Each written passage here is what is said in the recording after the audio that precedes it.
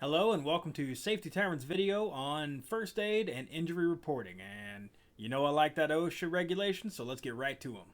1926.23 First aid services and provisions for medical care shall be made available by the employer for every employee covered by these regulations. Regulations prescribing specific requirements for first aid, medical attention, and emergency facilities are contained in subpart D of this part.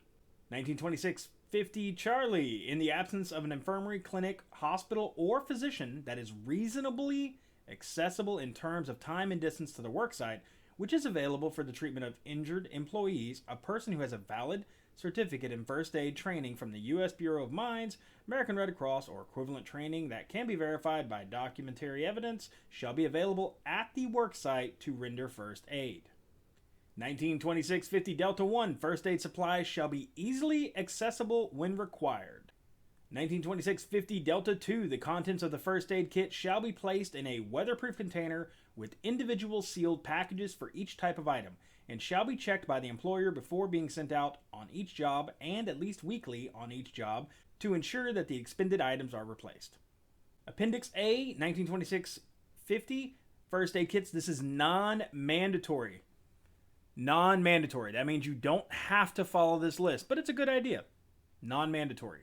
And again, it's referencing ANSI Z308.1, 1978, minimum requirements. And it's just a list of what they recommend should be in these first aid kits at a minimum, and as well as quantities. Feel free to take a picture of the screen if you want. So in OSHA, we have three main types of injuries. The first one is an owie. Okay, an owie, which is not even a real term in OSHA, an owie just means it's a bobo, it's an oops, it's an owie, it's a little thing. It doesn't even require first aid treatment. It's just a thing, right? Think of it like a little paper cut. Could you put a band-aid on it? Sure, then that would be first aid. If you put a band-aid on that paper cut, it is now you've rendered first aid, and that is a first aid. Now, if that paper cut gets infected and now you have to go to the hospital and get antibiotics, like a little shot or a prescription, well, now that paper cut has turned into a recordable injury. There are three main types of injuries as far as OSHA is concerned at this level as far as treatment, and that is an owie, just a regular old owie, a first aid, and a recordable. Good? 1904-7 Bravo 1. How do I decide if this is a recordable? Right? Death, days away from work, restricted work or transfer to another job, medical treatment beyond first aid, loss of consciousness, a significant injury or illness diagnosed by a physician or other licensed healthcare professional. Days away from work, and it says it later on, but I'll just tell you right now, days away from work does not include the day of the incident. So if the employee gets hurt and he takes the rest of the day off, it doesn't include that day. Now, if he takes the next day off, that is a day away from work. Now, if you told him to come in and he just decides to stay home, that's not, because he is going against what you said. Now, if the doctor told him to stay home, you told him to come in, it is a recordable because the doctor told him to stay home. Got it? Does that make sense? So if the doctor or if the employer told him to stay home because of the injury, it's a recordable. If the employee just decided not to come in because he had a late night last night, that's not a recordable. Loss of consciousness. This is a hard one. I had one employee just rear back and unload on another employee. The dude fell back, and I had to establish if he lost consciousness or not. That's right. Workplace violence can absolutely become a recordable injury. If one employee plowed into the other one and knocked him out, man, if he lost consciousness, you have a recordable injury, right? Like right here, right now. You, as the employer, could you have predicted it? Usually not. When it comes to workplace violence, a lot of times it's not predictable. So that's where thorough investigations, did you lose consciousness, getting those witness reports, right? Not just witness statements where they tell you stuff, but actually get them to write it down, because people forget things. Don't do the investigations a week later. You need to do the investigations within 24 hours. I would say you do them immediately. You pull everybody in, you stop the world, and you figure out what happened with this. Did the employee lose consciousness? That is a very hard thing to decide, to figure out. So Talk to the competent person for your job site, and they should have good experience or good education on how to perform an investigation that can figure out if the person did lose consciousness or not. Again, it's really hard, and I've had difficulty myself, so trust me, I understand. And if they did lose consciousness, I strongly recommend you get them to the hospital. Get them checked out by a doctor. That's not something that you want to put on your safety competent person, in my opinion. That's just a safety tavern talking. You have your own company policies that you're going to stick to, but if I even suspect my guy went unconscious, we're going to the doctor. We're going to get him checked out. So that's just my 2 cents. You do what you want with it, employers. This last one, significant injury. This is more of your lingering illnesses, your cancer-causing asbestos, mesothelioma, right? That kind of stuff. That's where these kind of things slide in. And if you have an employee who absolutely got diagnosed, and it's without a doubt that it absolutely happened at the job site, we know it. I think there was a Roundup lawsuit a long time ago. I'm sure some people got wrangled into that thing too. If the chemicals that your employee was using, or that he was just around, or she, whatever, were just around, if that caused that person to get some kind of a sickness, that's absolutely a recordable, like an actual sickness. And if you look at the wording of it, diagnosed by a physician or other licensed healthcare professional, and again, significant injury or illness. That means if you just got a cold, that isn't significant, man. That's a cold. All right. I have a perfect storm for you, and it is called COVID-19. And when you're trying to diagnose this, right, like the employee goes to the clinic and he's feeling a little bit sick. He's not, he's just feeling under the weather. He goes to the clinic. The doctor diagnoses him with COVID-19. It's the flu. Okay. Is it fatal? Yes. Could it literally be listed as a fatal injury, illness? Yeah, I think it can. So the employee goes to the hospital with COVID-19, goes to the clinic. Well, now we got to figure out where he got it from. And so we immediately, anyone that he's come into contact with, we have them go get tested, right? What happens if they all come back with negative? Are we just going to assume that he didn't get it at work? Okay, let's do an investigation as to where that employee was for the entire last 2, 3, 4 weeks. How long has he had COVID-19? And this is where, when it comes to communicable diseases, when it comes to things that people catch from one person to the next, it's not impossible, but in a construction environment, it is very, very hard to figure out who had what, unless it is an exotic, right? If it is a general population disease, man, did he get it at the gas pump? Did she get it from touching the doorway? Did they get it at the porta potty? Did they get it at Burger King during the lunch break? We can't figure these things out. Like, we have no way of knowing this. And so as a safety professional, or as a supervisor, or as the owner of a company, as someone in the chain of command that's performing this investigation, good luck. That's the best I can tell you, because we have done exhaustive investigations trying to figure out the patient zero, and it's almost impossible. Literally, it's almost impossible. We've come close, we think, but again, it's just thinking. It's best guesses. What this is definitely going after is 100% it's going after the chemical related injuries and illnesses. Like, we know that this one chemical causes this, and this employee for 10 years he was using this one chemical. That's a recordable injury. Absolutely. Medical treatment beyond first aid. We are about to look at a list of first aid. If anything happens treatment wise to this employee that is not on this list, it is a recordable. Okay? So it's either on this list or it's a recordable. That's it. First aid, non-prescription medication. Okay? So the stuff you get out of a first aid kit, right? Over the counter. If you give them over the counter meds, it's a first aid. Tetanus shot. Pretty simple. Cleaning, flushing, or soaking. Band-aids, bandages, all that kind of stuff, that's absolutely considered first aid. Pay real close attention right here. Other wound closing devices such as sutures, staples, etc. are considered medical treatment. When you have to squeeze the wound together and then quickly throw some tape on it to keep it closed, that's a recordable, right? And I'm not talking about a little paper cut that you just kind of pinched together just to get that. I'm talking about like if you don't do this, the wound won't heal. If you have to literally force the skin together and like have someone else hold it while you're taping, that's a recordable. That's absolutely a recordable.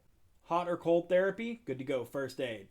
Non-rigid means of support such as bandages, wraps, non-rigid back belts, first aid. Temporary immobilization devices. This one is like whenever the paramedics show up and they do precautionary things just in case, it's first aid. Now once they get him to the clinic and the doctor prescribes him a crutch, a neck brace, a back, that's a different ballgame. That's because now he's being prescribed something and he's almost certainly going to be on light duty. He or she is almost certainly going to be on light duty. That's when we move it from first aid to recordable. Drilling of a fingernail or a toenail to relieve pressure or draining fluid from a blister. Eye patches. Removing foreign bodies from the eye using only irrigation or a cotton swab. Removing splinters or foreign material from areas other than the eye by irrigation, tweezers, cotton swabs, or other simple means. This does not mean pulling out your pocket knife and cutting in. The minute you pull a knife out and you start, that's not a simple means, man. You keep your knife away from your employees. And if your employees have knives, tell them to keep their knives away from their bodies. Using a finger guard, using massages, drinking fluids for the relief of heat stress. Are any other procedures included in first aid? No. This is a complete list of all treatments considered first aid for Part 1904 purposes. This is a complete list. If you do anything else than what's on this list, you have moved into recordable. Right? So we have those 3 different types. A bobo, an owie, right? That's the first one. And then a first aid, and then a recordable. And a recordable means you need to report it to OSHA. Now, when do you report it to OSHA? How do you report it to OSHA? That depends on how the severity of it. And that is where your competent person should know, because they're a competent person for injuries and first aid. Your competent person should know the reporting requirements, whether it's you have 5 hours, 24 hours, 8 hours, whatever, or report it once a year. Or again, there are some state OSHAs like Cal OSHA, Oregon OSHA, as well as there are some state governments that they want all injuries reported every year to them. Your safety competent person for injuries on that job site should know these things. What are the reporting requirements for these injuries? You do not want to mess this up and you were supposed to report something to OSHA and you didn't. Okay? Pay attention to these things. I'm not going to go over them here because this is a basic employee first aid and injury reporting class. Make sense? All right. Let's say that my first aid supplies are running low, or I use something and I need to replenish it, right? Because you're supposed to replenish all the supplies. If you use it, you need to replenish it, or else they won't have access to it. I don't know the layout of every single company, so I can't tell you exactly how your company or your site is laid out, but many a times it goes directly from the site supervisor, the foreman, and he just calls the vendor and says, hey, I need an extra couple of Band-Aids. I need this, I need that. Remember, they need to be single-use packages. So don't be getting that big bottle of ibuprofen. Do not bring that big bottle of ibuprofen. That needs to stay in your personal vehicle. That needs to stay in your desk drawer. That is your personal medication. Make sense? What is supposed to be in that first aid kit is single-use packages. That being said, normally the foreman would order it from their local place or maybe run down to Walmart and pick them up. That's okay, dude. There's no thing saying that you have to buy from this one entity or that one entity. It just says that they have to be single-use packages. And that's a very common thing for regular stores like Walmart or even CVS Pharmacy or any of your local pharmacies. It's pretty common for them to sell that. You can absolutely find them on Amazon. So I'm going to give a shout out to Amazon.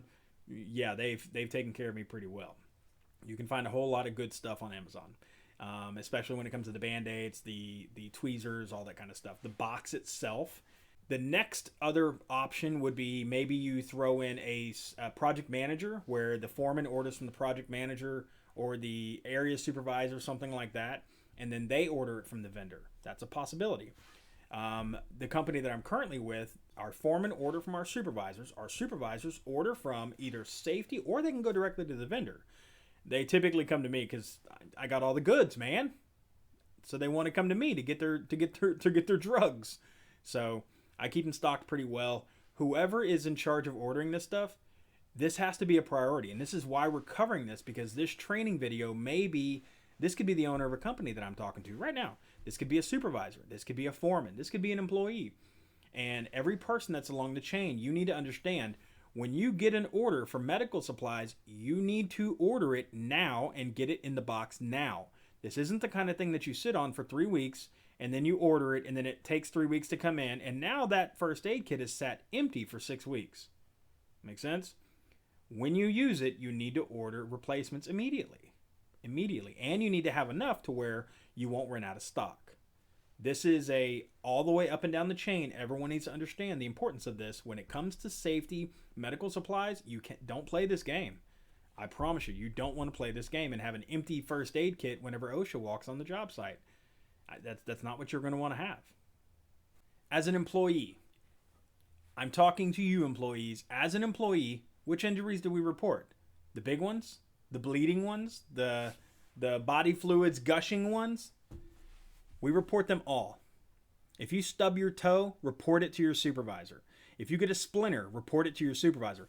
The old thing where you look over at the electrician and say, hey man, let me borrow your tape, and you wrap that busted knuckle up with electrical tape, go report it to your supervisor.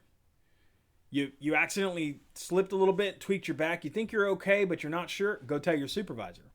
I cannot tell you how many times I've had an employee who fell, literally had a fall. He comes to me 2 days later and he can hardly walk. And I ask him, dude, what'd you do? And he tells me about how he fell 2 days ago. And I immediately look at him and go, why didn't you report it immediately? Do you remember the training? And he'll go, yeah. And I say, do you consider this to be an injury? Well, I thought I'd be okay. I thought I'd be okay. That's not your decision to make as an employee.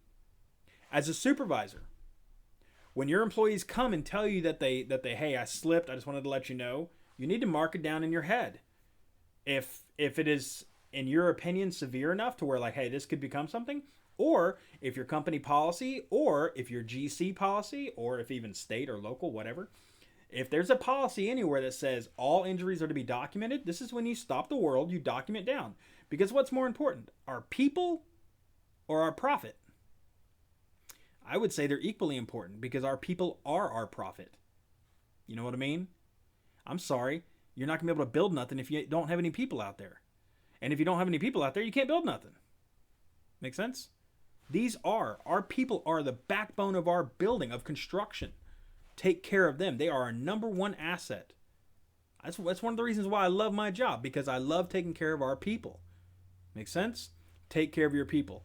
You can stop the world for 5 minutes. You can stop the world for 5 minutes. Talk to this employee. You doing okay? You know what? Take it easy today. Again, if you put him on restriction, remember that was one of, I'll put it right there. Nope, I'll put it right there. That was one of those things where if you put him on restriction, if you tell him for the rest of the day, I don't want you on ladders, that's actually okay. And if you look right there, it's actually covered under job transfer for that single day. It's good to go. But if you tell him for the rest of the week, I don't want you on ladders, now you're getting it, and this is 100% directly because of the injury, right? If it's because of the injury, you're putting him on restriction. Now, if you tell him, you know what, go ahead and sit in the conics for the rest of the day, you've definitely modified his duty. Make sense? When you put that employee on restrictions, the term light duty, that is a term that it comes from the military. And when you put that employee on light duty, modified duty, you change his duties, you are putting him on restriction. And that makes it a recordable. Now, here's a form, and I'll put it up bigger in a moment so you can screen capture if you want. But here's a form that I've used many different companies to put inside the first aid boxes. That way when somebody takes something out, they can sign it off. And this, for us, this counts as our first aid log, and when we can literally document down when somebody takes a Band-Aid. There are other companies they want, or there's other GCs maybe, or there could even be other state or federal regulations, rules, city ordinances, I don't know. There could be other ruling entities that want you to, every time there's a first aid, they want you to fill out a document. I've seen GCs that were like that before. I've been with companies that were like that before. If that's the case, when there's a first aid, you need to fill out that document. And so that'll be another way you could track your first aid injuries as they happen.